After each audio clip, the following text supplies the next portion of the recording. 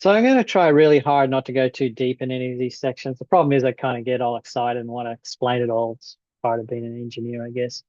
I'm going to try really hard just to give an overview.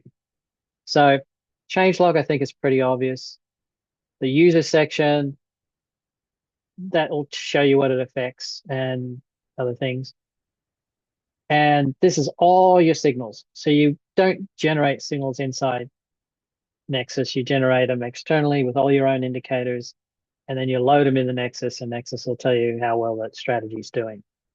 So in this particular case, you can see I've got a couple of long and short signals coming in, and I've got an initial stop set up for risk calculation because your risk calculation starts from having an entry point and a stop point, and then you can do all your calculations. Now, this is generally off by default because Nexus does all this internally, but you may want your own controls, so it's there for you.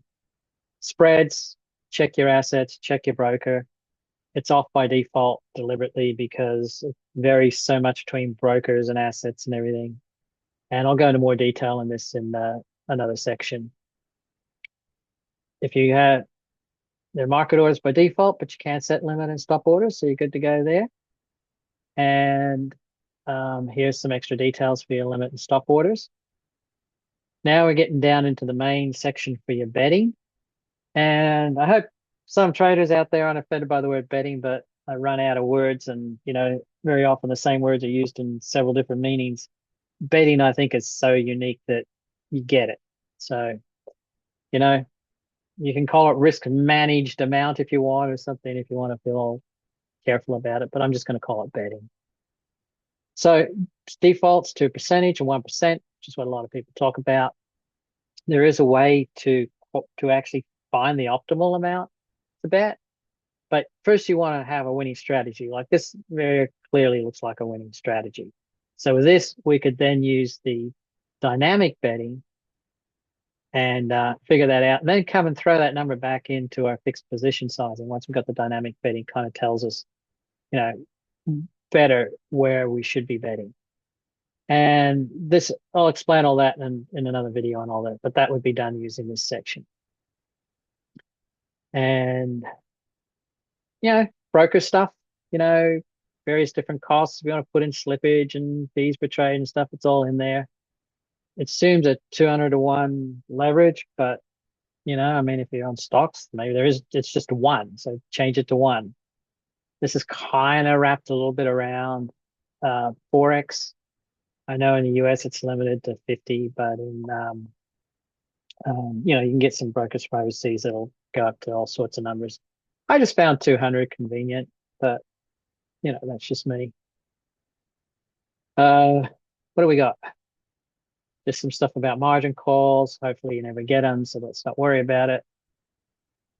These are some limiting stuff. We'll go into those in more detail. But again, this is all just about basic trading data, trade management, conditions.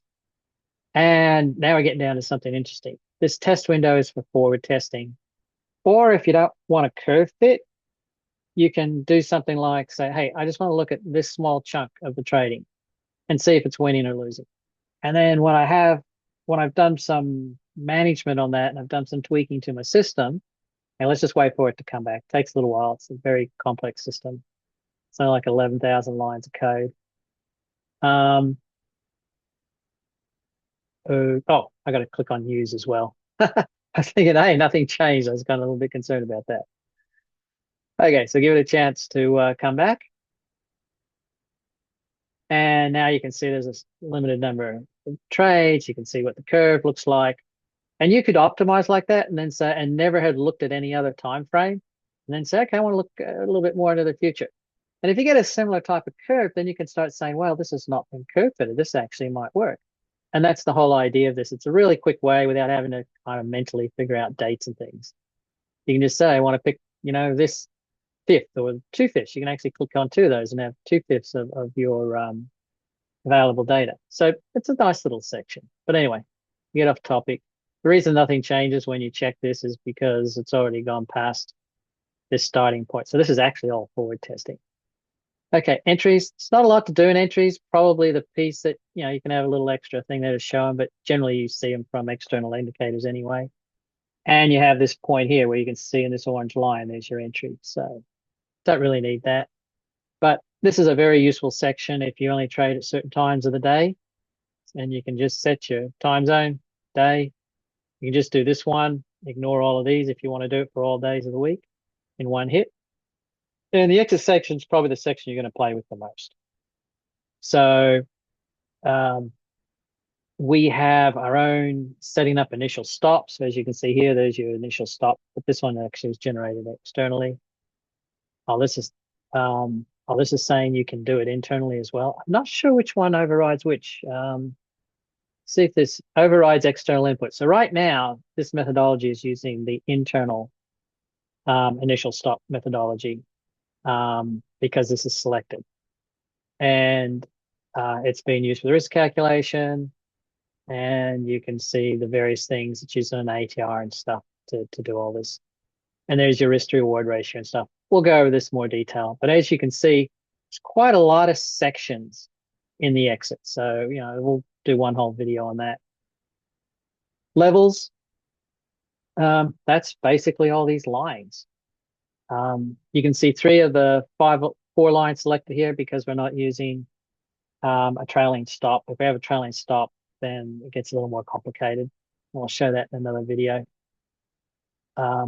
This is just your profit and loss graphing. So this graph up here, using this down here, if you don't want to use this, you can actually just turn that off, and now you're not showing it in trading view, and you're just using Nexus's own alternate internal stuff and not using any of trading view. So see, gone and disappeared. Okay, put that back.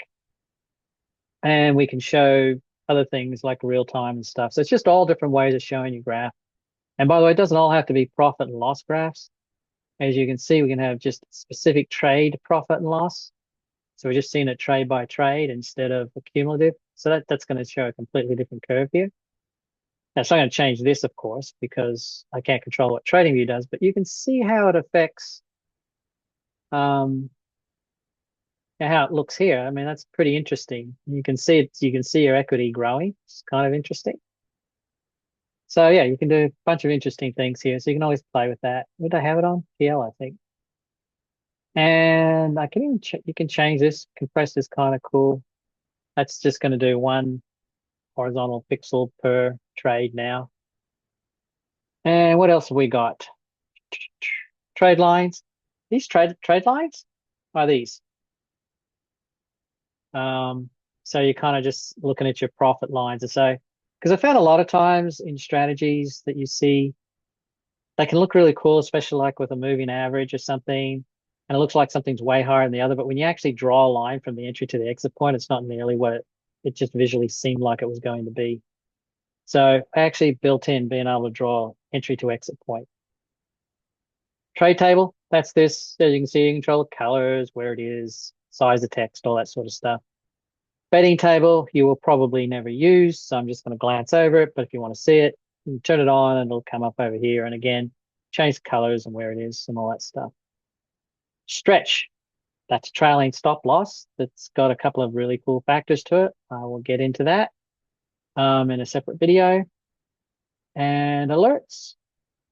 Your alerts section is all of this. Now, in the manual one, that's where there's an M on the end here. This will all be blanked out. That's the one difference between the auto trading and the manual trading versions, is that this one allows you to use this very sophisticated, well, not very, it's just a template system. Allows you to use this template system to auto trade. That's really the only difference. And what's underneath this, I don't think you ever use. Yep, see there's a debug. That's really only for me if you're having issues and for some reason I need to track it down. This is just stuff for me to use, so you can ignore this section entirely.